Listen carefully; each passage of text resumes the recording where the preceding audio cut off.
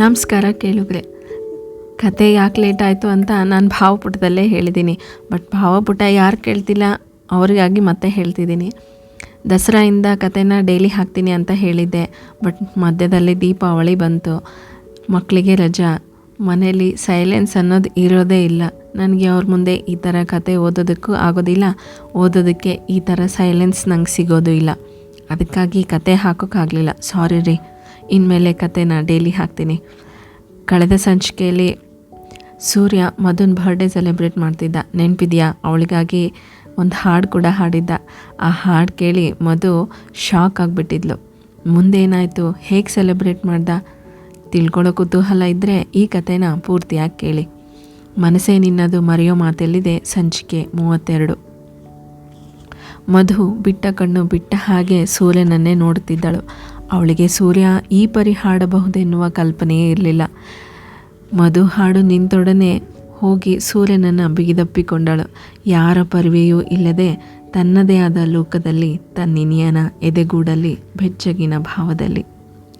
ಎಲ್ಲರ ಚಪ್ಪಾಳೆಯ ಸದ್ದಿಗೆ ನಿಧಾನವಾಗಿ ಕಣ್ಣು ಬಿಟ್ಟು ನಾಚಿಕೆಯಾಗಿ ಅವನಿಂದ ದೂರ ಸರಿದಳು ಮಧು. ಸೂರ್ಯ ಅವಳನ್ನು ಟೇಬಲ್ ಹತ್ತಿರ ಕರೆದುಕೊಂಡು ಹೋಗಿ ಅವಳ ಕೈಯಿಂದಲೇ ಕೇಕ್ ಕಟ್ ಮಾಡಿಸಿದ. ಎಲ್ಲರೂ ಸೂರ್ಯನ ಈ ಹುಡುಗರಿಗೆ ಸರಿಸಾಟಿ ಯಾವುದೂ ಇಲ್ಲವೆಂದು ಧಾರಾಳವಾಗಿ ಒಪ್ಪಿಕೊಂಡು ಬಿಟ್ಟಿದ್ದರು. ಮಧು ಸೂರ್ಯನ ಬಳಿ ಬಂದು ಅವನ ಬಾಯಿಗೆ ಕೇಕ್ ಇಟ್ಟು, thanks for the wonderful gift Surya ಎಂದವಳ ಕಣ್ಣು ತುಂಬಿತ್ತು. ಛೇ, ಬರ್ಡೇ ಗರ್ಲ್ ನೀನು, ಹಾಗೆಲ್ಲ ಆಳಬಾರ್ದು. ಅಂದಹಾಗೆ ತುಂಬ ಮುದ್ದಾಗಿ ಕಾಣಿಸ್ತಿದೆಯಾ ಮುದ್ದು ಎಂದು ಅವಳ ಹಣೆ ಚುಂಬಿಸಿದನು. ಸೂರ್ಯ ತನ್ನ ಜೇಬಲ್ಲಿದ್ದ ಅವಳಿಗಾಗಿ ತಂದಿದ್ದ ಒಂದು ಉಡುಗೊರೆಯನ್ನು ಅವಳ ಕೈಗೆ ಇಟ್ಟನು. ಮಧು ಏನೆಂದು ಸನ್ನೆಯಲ್ಲಿ ಕೇಳಿದಳು. ಓಪನ್ ಮಾಡಮ್ಮ, ಗೊತ್ತಾಗುತ್ತೆ ಎಂದ. ಮಧು ನಿಧಾನವಾಗಿ ಓಪನ್ ಮಾಡಿದವಳಿಗೆ ಕಂಡಿದ್ದು ಒಂದು ಪುಟ್ಟದಾದ ಜ್ಯುವೆಲರಿ ಬಾಕ್ಸ್. ಅದನ್ನು ಓಪನ್ ಮಾಡಿದವಳೆ ವಾವ್ ಎಂದು ಉದ್ಗರಿಸಿದಳು. ಒಂದಕ್ಕೊಂದು ಅಂಟಿಕೊಂಡಿರುವ 2 ಪುಟ್ಟ ಹೃದಯಗಳ ಉಂಗುರ. 2 ಹೃದಯಗಳ ಮಧ್ಯದಲ್ಲಿ ಒಂದೊಂದು ಬಿಳಿಯ ಹರಳುಗಳು. ಈ ಬಾರಿಯಂತೂ ಮಧು ಅತ್ತೇ ಬಿಟ್ಟಳು. ಸೂರ್ಯ ಕೋಪದಿಂದ, ನೀನು ಈ ಥರ ಪದೇ ಪದೇ ಕಣ್ಣೀರು ಹಾಕ್ತಾ ಇದ್ರೆ ನನಗೆ ಬೇಜಾರಾಗುತ್ತೆ ಮಧು ಎಂದ. ಅಯ್ಯೋ, ಇದು ಅಳು ಅಲ್ಲ ಸೂರ್ಯ, ಆನಂದ ಭಾಷ್ಪ ಅಲ್ವೇನೆ ಮಧು ಎಂದು ಪ್ರೀತಿ, ಸಮು, ಸಿಂಧು ಮಧುವನ್ನು ರೇಗಿಸಿದ್ದರು. ಮಧು ಹೌದೆಂದು ತಲೆ ಆಡಿಸಿದಳು. ರೀ ಸೂರ್ಯ, ನೀವು ನಮ್ಮನ್ನು ತುಂಬ ಇಕ್ಕಟ್ಟಿನ ಪರಿಸ್ಥಿತಿಯಲ್ಲಿ ಸಿಕ್ಕಿಸ್ತಾ ಇದ್ದೀರಿ ಎಂದ ಚಿರಂತನ್. ಯಾಕೆ ಚಿರಂತನ್, ಸೂರ್ಯ ಏನು ಮಾಡ್ದ? ಅನಿಕೇತ್ ಕೇಳಿದನು. ಮತ್ತಿನ್ನೇನ್ರಿ, ಇಷ್ಟೊಂದು ಸರ್ಪ್ರೈಸ್, ಇಷ್ಟೊಂದು ಒಳ್ಳೆ ಗಿಫ್ಟ್, ಇಷ್ಟೊಂದು ಪ್ರೀತಿಯನ್ನು ನೀವು ನಿಮ್ಮ ಹುಡುಗಿ ಮೇಲೆ ತೋರಿಸ್ತಾ ಇದ್ದರೆ ನಮ್ಮ ಹುಡುಗಿರು ನಮ್ಮನ್ನು ಬೈಕೊಳ್ತಾರಷ್ಟೇ ಅಲ್ವೇನೋ ಆಕರ್ಷ ಎಂದಾಗ ಆಕಾಶ್ ಪ್ರೀತಿಯ ಮುಖವನ್ನು, ಚಿರು ಸಮುದ್ರ ತಳನ ಮುಖವನ್ನು ನೋಡಿದರು. ಅದಕ್ಕೆ ಸೂರ್ಯನ ಪ್ರತಿಕ್ರಿಯೆ ಮಾತ್ರ ಮನಸ್ಸಿಗೆ ತಟ್ಟುವಂತಾಗಿತ್ತು. ನೀವೆಲ್ಲ ಹೇಳಿದ ನಿಜ. ಇಡೀ ಪ್ರಪಂಚದಲ್ಲಿ ನನ್ನದು ಅಂತ ಇರೋ ಏಕೈಕ ಜೀವ ಅಂದರೆ ಅದು ಮಧು. ಎಲ್ಲರನ್ನೂ ಕಳೆದುಕೊಂಡು ಅನಾಥನಾಗಿದ್ದ ನನಗೆ ಜೊತೆಯಾಗಿರ್ತೀನಿ ಅಂತ ಬಂದವಳು ಇವಳು. ನನಗೋಸ್ಕರ ತನ್ನ ಅಪ್ಪ ಅಮ್ಮ ತಂಗಿಯನ್ನು ಬಿಟ್ಟು ಇರಲು ಸಿದ್ಧವಾದವಳು ಇವಳು. ನನ್ನ ಜೀವನಕ್ಕೆ ಬಂದ ಖುಷಿಗೆ ಈ ಚಿಕ್ಕ ಪಾರ್ಟಿ ಎಂದಿದ್ದ ತಕ್ಷಣವೇ ಮಧುಗೆ ಮತ್ತೊಂದು ಸರ್ಪ್ರೈಸ್ ಕಾದಿತ್ತು. ಅದು ಅವರ ಅಪ್ಪ ಅಮ್ಮ ತಂಗಿಯ ಶುಭಾಶಯಗಳು. ಅದನ್ನು ಒಂದು ಆಡಿಯೋ ಮುಖಾಂತರ ಅವಳಿಗೆ ಕೇಳಿಸಿದ್ದ. ಮಧು ಅಂತೂ ಮಾತು ಬಾರದಿರೋ ಮೌನಿ ಅಂತಾಗಿದ್ದಳು. ಎಲ್ಲರೂ ಖುಷಿಯಿಂದಲೇ ಪಾರ್ಟಿ ಮಾಡಿದ್ದರು. ಹಾಡು, ಮಸ್ತಿ, ಡ್ಯಾನ್ಸ್, ಊಟ ಎಲ್ಲವನ್ನು ಅನಿಕೇತ್ ಸಹಾಯದಿಂದ ಸೂರ್ಯ ಅಚ್ಚುಕಟ್ಟಾಗಿ ನಿರ್ವಹಿಸಿದ್ದ. ಪಾರ್ಟಿ ಮುಗಿದ ನಂತರ ಆಕಾಶ್ ತನ್ನ ಪಿಜಿಗೆ ಸಿಂಧು ಹಾಗೂ ಪ್ರೀತಿ ಅವರ ಸಂಬಂಧಿಗಳ ಮನೆಗೆ ಹೋದರು. ಆಗಲೇ ರಾತ್ರಿಯಾಗಿದ್ದರಿಂದ ಪಿಜಿಯಲ್ಲಿ ಅನುಮತಿ ಇರಲಿಲ್ಲ. ಇನ್ನು ಚಿರಂತನ್ ಮತ್ತು ಸಮುದ್ಯತ ಅವರ ಊರಿಗೆ ಹೊರಡಲು ತಯಾರಾಗಿದ್ದರು. ಆಕಾಶ್, ಪ್ರೀತಿ, ಸಿಂಧು ಅವರ ಪದವಿ ಮುಗಿದ ಕಾರಣ ಮರುದಿನ ಅವರು ತಮ್ಮ ಊರಿಗೆ ಹೋಗಲು ನಿರ್ಧರಿಸಿದ್ದರು. ಉಳಿದವ ಅನಿಕೇತ್ ಒಬ್ಬನೇ. ಅವನು ಸೂರ್ಯನಿಗೆ ಹೇಳಿ ಹೊರಟ. ಮಧು ಇನ್ನೂ ಅದೇ ಟೆರೆಸ್ ಮೇಲೆ ನಿಂತು ಬೆಳದಿಂಗಳು ಸೂಸುವ ಚಂದ್ರನನ್ನು ನೋಡುತ್ತಿದ್ದಳು. ಸೂರ್ಯ ಅನಿಕೇತ್ನನ್ನು ಕಳುಹಿಸಿಕೊಟ್ಟು ಮೇಲೆ ಬಂದಿದ್ದ. ಮಧುವನ್ನು ನೋಡಿ ಚಿಕ್ಕ ಆಸೆಯಾಗಿ ಅವಳನ್ನು ಹಿಂದೆಯಿಂದ ತಬ್ಬಿ ಹ್ಯಾಪಿ ಬರ್ಡೇ ಮಧು ಎಂದ. ಮಧು ಅವನ ಕೈಯನ್ನು ಬಿಡಿಸಿಕೊಂಡು ಅವನತ್ತ ತಿರುಗಿ ತಬ್ಬಿಕೊಂಡು ಮನಸಾರೆ ಹತ್ತು ಬಿಟ್ಟಳು. ಅವನೇನೋ ಸಮಾಧಾನ ಮಾಡಲು ಬಂದ. ಲೆಟ್ ಮಿ ಕ್ರೈ ಸೂರ್ಯ ಎಂದಳು.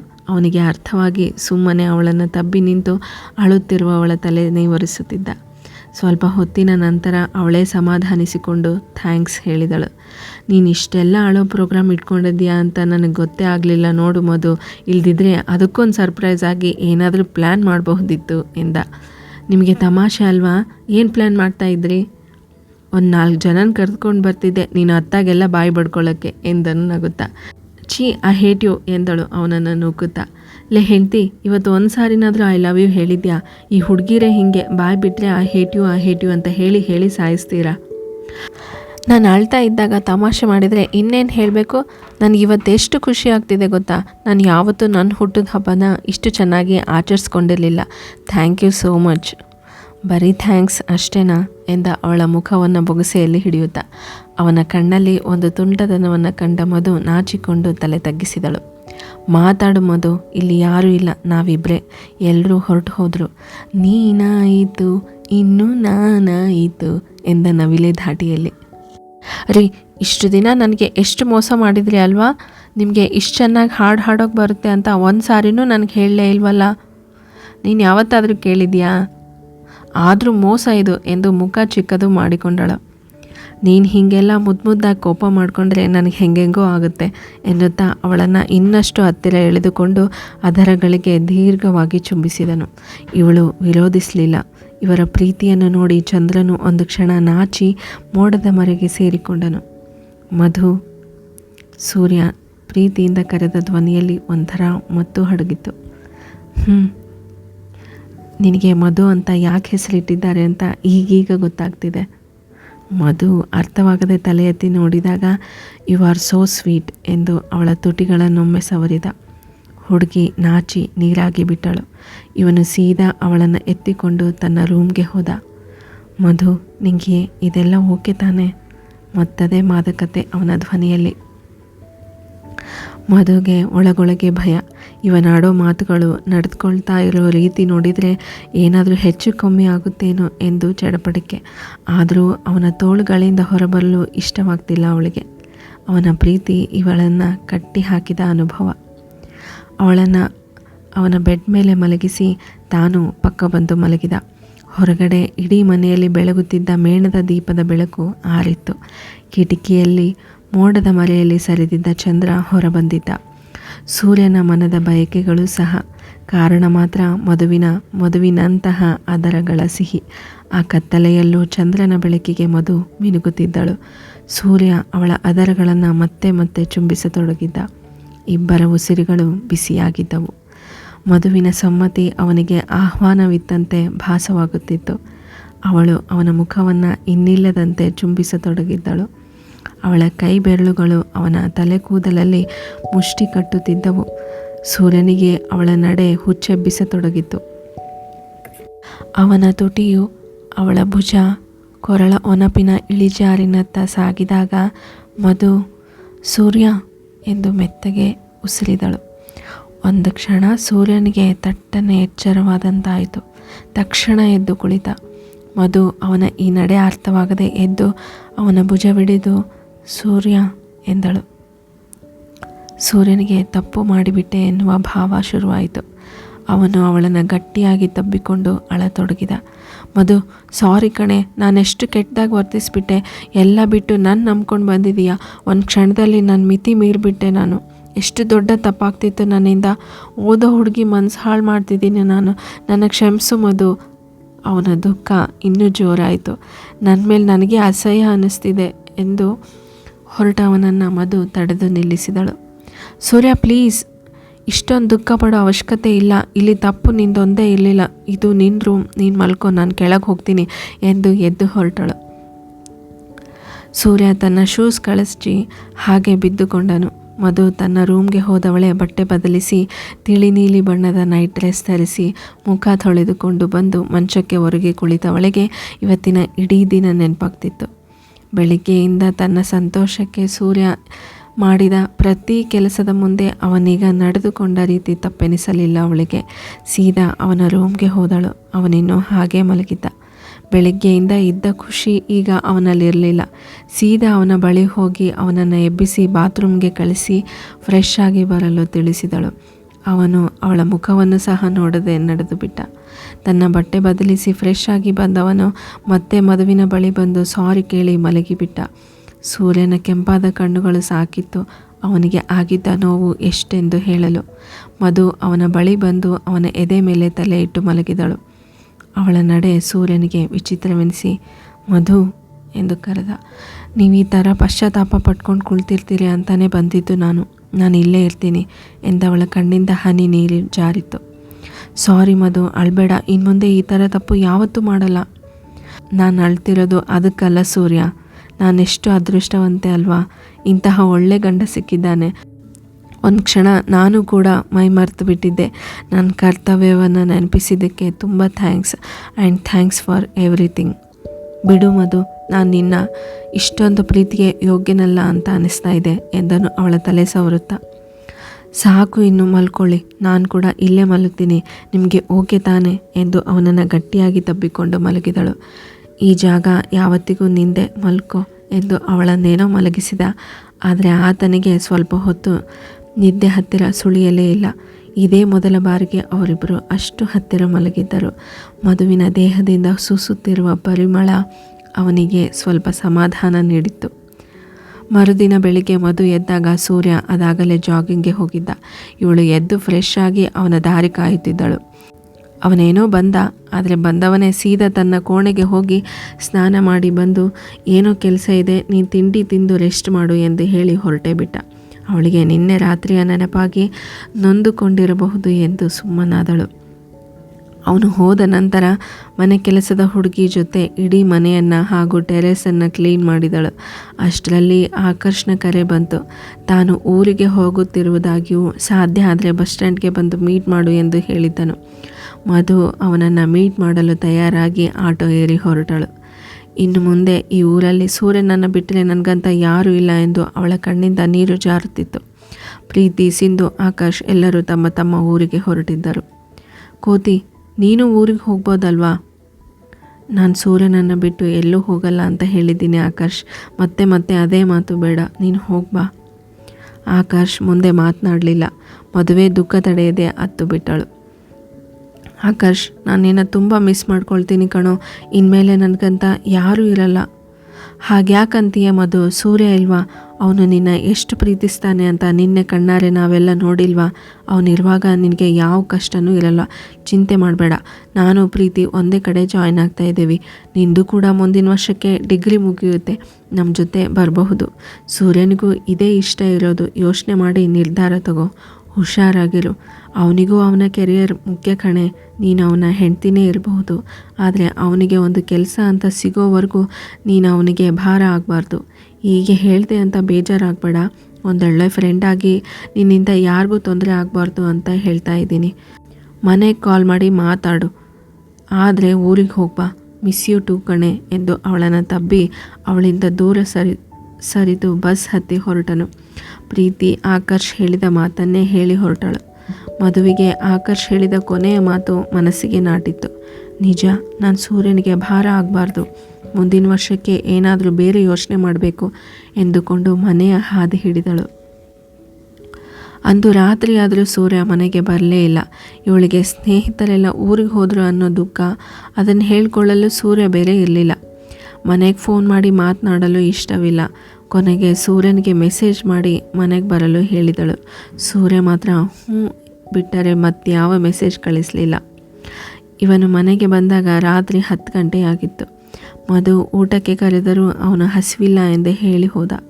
ಮಧು ಅವನ ಹಿಂದೆಯೇ ರೂಮ್ಗೆ ಹೋಗಿ, ನಾನು ಇನ್ನೂ ಊಟ ಮಾಡಿಲ್ಲ, ನಿಮ್ಮ ಜೊತೆ ಊಟ ಮಾಡೋಣ ಅಂತ ಕಾಯ್ತಾ ಇದ್ದೀನಿ. ನೀವು ಊಟ ಮಾಡಿಲ್ಲ ಅಂದರೆ ನಾನು ಮಾಡಲ್ಲ.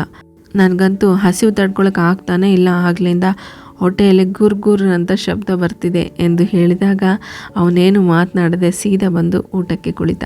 ಮಧು ಇಬ್ಬರಿಗೂ ಊಟ ಬಡಿಸಿದಳು. ಊಟ ಮಾಡುವಾಗಲೂ ಒಂದೇ ಒಂದು ಮಾತನಾಡಲಿಲ್ಲ ಸೂರ್ಯ. ಮಧುವಿಗೆ ಈ ಮೌನ ಹಿಂಸೆ ಆಗ್ತಿತ್ತು. ಅವಳೇ ಶುರು ಮಾಡಿದಳು. ಮನೆ ಹಾಗೂ ಟೆರೇಸ್ ಎಲ್ಲ ಕ್ಲೀನ್ ಮಾಡಿದ್ದು ಹೇಳಿದಳು. ಆಕರ್ಷ್ ಪ್ರೀತಿ ಊರಿಗೆ ಹೋಗಿದ್ದರ ಬಗ್ಗೆ ಹೇಳಿ ತಾನು ಬಸ್ ಸ್ಟ್ಯಾಂಡ್ಗೆ ಹೋಗಿ ಕಳುಹಿಸಿ ಕೊಟ್ಟು ಬಂದಿರುವುದಾಗಿ ಹೇಳಿದಳು. ಸೂರ್ಯ ಸುಮ್ಮನೆ ಹೂಗುಟ್ಟುತ್ತಿದ್ದ. ರೀ ಪ್ಲೀಸ್ ಏನಾದರೂ ಮಾತನಾಡ್ರಿ, ಮಧ್ಯಾಹ್ನದಿಂದ ಒಬ್ಬಳೇ ಇದ್ದು ಬೋರ್ ಆಗ್ತಾ ಇದೆ. ನೀನು ಊರಿಗೆ ಯಾವಾಗ ಹೋಗ್ತೀಯಾ? ಕಾಲೇಜ್ ಶುರುವಾಗೋಕ್ಕೂ ಇನ್ನೂ 1 ತಿಂಗಳಿದೆ. ನೀನು ಊರಿಗೆ ಹೋಗ್ಬಾ. ಬೆಳಗ್ಗೆ ನಿಮ್ಮ ತಂದೆ ಕಾಲ್ ಮಾಡಿದರು, ರಜೆಗೆ ಮನೆ ಕಳಿಸೋಕೆ ಹೇಳಿದ್ದಾರೆ. ಮಧುವಿಗೆ ಹೊಟ್ಟೆಯಲ್ಲಿ ಒಂಥರ ಸಂಕಟ ಶುರುವಾಯಿತು. ನಾನು ಹೋಗಲ್ಲ, ನಿಮ್ಮನ್ನು ಬಿಟ್ಟು ಎಲ್ಲೂ ಹೋಗಲ್ಲ, ನಾನು ಇಲ್ಲೇ ಇರ್ತೀನಿ. ಬೇಡ, ಬೇಕಿದ್ರೆ ನಾನೇ ಬಿಟ್ಟು ಬರ್ತೀನಿ, ಹೋಗ್ಬಾ, ಸ್ವಲ್ಪ ಚೇಂಜ್ ಅನಿಸುತ್ತೆ. ನನ್ನದು ಎಕ್ಸಾಮ್ ಶುರುವಾಗುತ್ತೆ, ಇಂಟರ್ವ್ಯೂಗೆ ಪ್ರಿಪೇರ್ ಆಗೋದಿರುತ್ತೆ, ಮನೆಗೆ ಬೇಗ ಬರೋಕ್ಕಾಗಲ್ಲ. ಒಬ್ಬಳೇ ಇದ್ದು ಏನು ಮಾಡ್ತೀಯಾ? ನಾಳೆ ಎಲ್ಲ ಪ್ಯಾಕ್ ಮಾಡ್ಕೊ, ಬೆಳಿಗ್ಗೆ ಸ್ವಲ್ಪ ಕೆಲಸ ಇದೆ, ಸಂಜೆ ಹೋಗೋಣ. ಸ್ವಲ್ಪ ರೂಢಾಗಿಯೇ ಹೇಳಿದ್ದ. ಮಧುಗೆ ಆಕಾಶ್ ಹೇಳಿದ್ದ ಮಾತು ಮತ್ತೆ ನೆನಪಾಯಿತು. ಏನು ಮಾತಾಡದೆ ಹ್ಞೂ ಅಂದು ಬಿಟ್ಟಳು. ಸೂರ್ಯ ಇವಳು ಇಷ್ಟು ಬೇಗ ಒಪ್ತಾಳೆ ಅಂತ ನಿರೀಕ್ಷಿಸಿರಲಿಲ್ಲ. ಒಮ್ಮೆ ತಲೆ ಎತ್ತಿ ನೋಡಿದ. ಮಧುವಿನ ಮುಖ ಸಪ್ಪಗಾಗಿತ್ತು. ಅವನಿಗೆ ಮುಂದೆ ಮಾತನಾಡಲು ತೋಚಲಿಲ್ಲ. ಊಟ ಮಾಡಿ ಸೀದಾ ರೂಮಿಗೆ ಹೋಗಿಬಿಟ್ಟ. ಮಧು ಊಟ ಮಾಡಿ ರೂಮ್ಗೆ ಹೋಗಿ ಮಲಗಿಕೊಂಡಳು. ನಿದ್ದೆ ಬರಲೇ ಇಲ್ಲ. ಸೂರ್ಯನಿಗೂ ಅವಳನ್ನು ಊರಿಗೆ ಕಳಿಸುವುದು ಇಷ್ಟ ಇರಲಿಲ್ಲ, ಆದರೆ ಅನಿವಾರ್ಯ. ಇಲ್ಲಿದ್ದರೆ ಎಲ್ಲಿ ಮತ್ತೆ ತನ್ನಿಂದ ತಪ್ಪಾಗುತ್ತೋ ಅನ್ನೋ ಅಪರಾಧಿ ಭಾವನೆ ಕಾಡಲು ಶುರು ಮಾಡಿತ್ತು. ಮಧು ಮುಖ ಸಪ್ಪಗಾಗಿದ್ದನ್ನು ನೋಡಿದವನಿಗೆ ಸಮಾಧಾನವಾಗದೆ ರೂಮ್ಗೆ ಹೋಗಿ ನೋಡಿದ. ಅವಳು ಮಲಗಿದ್ದಳು, ಆದರೆ ಕಣ್ಣು ಮುಚ್ಚಿರಲಿಲ್ಲ. ಸೀದಾ ಅವಳ ಬಳಿ ಹೋಗಿ ಸಾರಿ ಕೇಳಿದನು. ಮಧು ಸುಮ್ಮನಿದ್ದಳು. ಮಧು, ನಿಂಗೆ ಇಷ್ಟ ಇಲ್ಲದೆ ಇದ್ದರೆ ಇಲ್ಲೇ ಇರು. ಹಾಗೇನಿಲ್ಲ, ಹೋಗ್ತೀನಿ. ಬೇಜಾರಾಯ್ತಾ? ಇಲ್ಲ, ನೀವು ಚೆನ್ನಾಗಿ ಓದ್ಕೊಳ್ಳಿ, ಚೆನ್ನಾಗಿ ಪ್ರಿಪೇರ್ ಆಗಿ, ಊಟ ಬಿಟ್ಟು ಇರಬೇಡಿ, ಆರೋಗ್ಯ ಜೋಪಾನ ಎಂದು ಏನೇನೋ ಹೇಳುತ್ತಿದ್ದವಳು ಒಂದೇ ಸಾರಿ ಅಳಲು ಶುರು ಮಾಡಿಬಿಟ್ಟಳು. ಯಾಕೆ ಮಧು, ಏನಾಯಿತು? ನೀನು ಈ ಥರ ಅಳ್ತಾ ಹೋಗೋದು ಬೇಡ, ಇಲ್ಲೇ ಇರು ಪ್ಲೀಸ್, ಅಳಬೇಡ. ಹಾಗಲ್ಲ ಸೂರ್ಯ, ನನಗೆ ಊರಿಗೆ ಹೋಗೋಕ್ಕೆ ಭಯ. ಯಾಕೆ?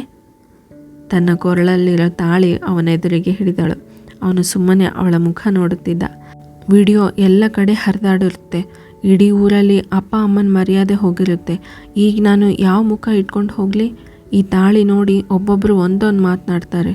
ನಮ್ಮ ಸಂಬಂಧದ ಬಗ್ಗೆ ಯಾರಾದರೂ ಏನಾದರೂ ಅಂದರೆ ನನಗೆ ಸಹಿಸ್ಕೊಳ್ಳೋಕ್ಕಾಗಲ್ಲ, ಮಧು ಹೇಳಿದಳು. ನಾವು ತಲೆ ತಗ್ಗಿಸೋ ಕೆಲಸ ಮಾಡಿಲ್ಲ ಮಧು. ಅಷ್ಟಕ್ಕೂ ಈ ಮದುವೆ ನಮ್ಮ ಮನೆಯವರೇ ಮುಂದೆ ನಿಂತು ಮಾಡಿದ್ದು. ನಾವು ಓಡಿ ಹೋಗಿ ಮದುವೆ ಆಗಿಲ್ಲ. ನೀನು ಧೈರ್ಯವಾಗಿರು, ನಾನು ನಿನ್ನ ಜೊತೆ ಬರ್ತೀನಿ.